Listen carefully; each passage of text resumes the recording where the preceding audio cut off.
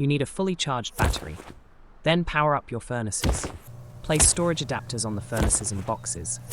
Add an industrial splitter and an industrial combiner. Connect everything as shown, and it will work seamlessly. Like and subscribe if this helped.